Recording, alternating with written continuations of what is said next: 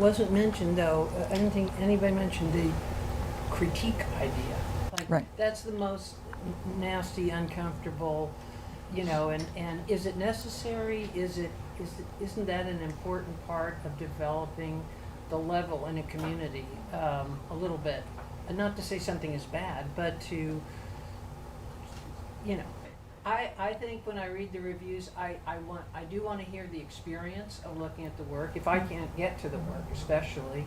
And the critique part is, I don't know, it's developing an ability to evaluate things. It's not here's the line, this is crossed as bad. It's more like teaching people to have a sense of weight or value. I mean, just doing this. Like, and yes, compared to what? Or if we step outside Austin, or if we, how does this fit into the larger way of trends or talking? Or is this, let's say, a form of abstraction that is like, it's already been in circulation for so long and they're kind of rehashing it, and maybe they need lack of originality, or you can go at it as not a critique, a put down, almost help the artists to kind of think, well, okay, in addition to the world, the general public that's listening, there are people listening to my work for the edges that you strive for, that maybe is only audible to people who are really intent on looking. So I think you have to hit both places. I don't know, what do you all think about having to evaluate people's work? Well, historical I'm such a big fan of where things fall in a historical precedent, not for good, bad, whatever, but for what has come before. So like you say, you're not just doing the same abstraction that has been done to death 50 years before. Like, why are you exploring abstraction now and stuff? So that's the kind of thing. I want to hear perspectives other than my own. So I love when makers write about art, because oftentimes there'll be a slightly different kind of language or vocabulary than I would have come up with in my own personal lyrical kind of way. It's exciting.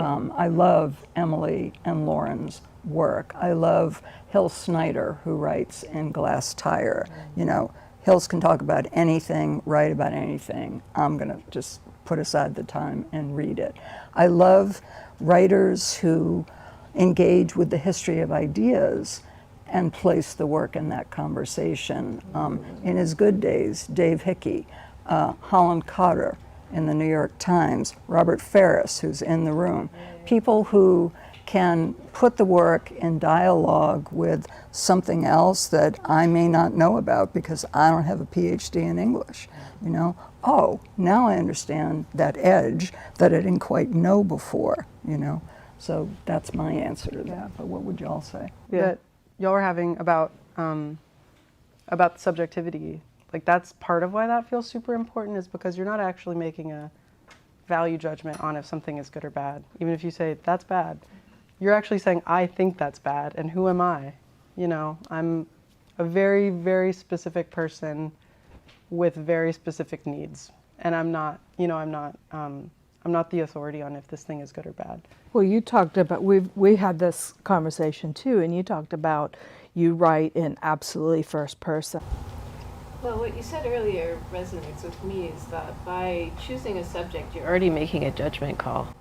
Because writing takes a lot of time and energy and effort and thought. And so I typically don't write about things that I, from seeing the show, don't find interesting or find unsuccessful.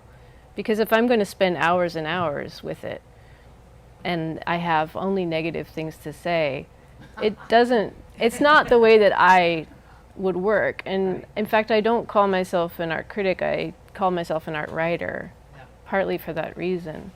I also don't choose to write about someone like Jeff Koons because there's plenty of ink spilled about someone like that. And so there's nothing that I can really bring by writing about them or documenting their efforts. So for me, it's already a judgment call. That said, there are obviously artists and exhibitions that I've written about that are maybe a mixture of both, where there are merits that I want to talk about and celebrate and explore. And then there are points that need to be sort of highlighted as negative or neglectful or unsuccessful. And I do that. But overall, I think for me, the purpose of writing about art is to focus on people and things that deserve more attention.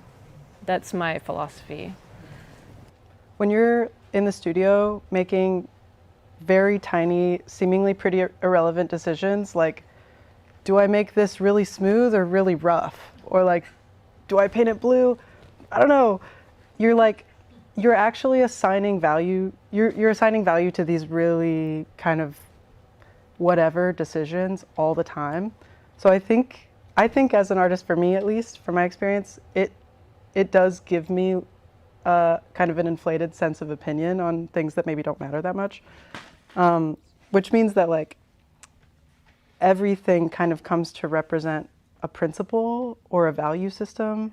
So the choice to paint a piece of steel becomes a bigger conversation about making a decision in favor of a facade, or putting a facade onto a material or not. You know, and that's like that's a weightier decision than just should this thing be blue or not blue. And so there's all of these kind of principles that get baked into these everyday decisions that we make and I make. And so when I think that it's okay to admit that as an artist, when you see a show that doesn't feel cognizant of the weight of these aesthetic decisions, I have the impulse to make note of that in language. So if there's a show that has chosen to, through language, claim to be about ecology, and all of the work is made out of foam and on a CNC router, if I wasn't making stuff, I maybe wouldn't feel this way, but I do think that there's actual like consequence to those choices. And if we're in this era of trying to think outside binaries, I think calling attention to that wouldn't be to say it's bad or it's good. It would just be to kind of enrich the experience of, and to maybe also extend the time, to slow down the looking at this really beautiful CNC routed foam orchid, for example. That is a totally hypothetical work, I promise. It's not, I know. I'm like patchworking a bunch of things, but not a call out.